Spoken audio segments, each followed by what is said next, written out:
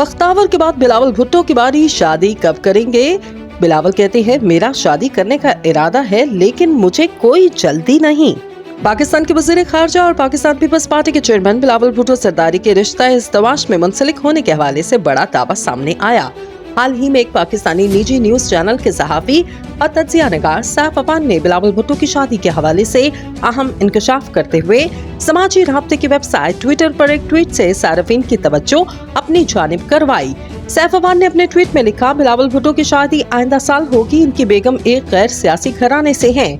ख्याल रहे गुज़िश्ता साल बिलावल ज़रदारी से अक़वाम मुत्तहिदा के जनरल असम्बली के 77वें इजलास के मौका पर इनसे शादी के बारे में सवाल किया गया, जिसकी वीडियो सोशल मीडिया पर वायरल हुई।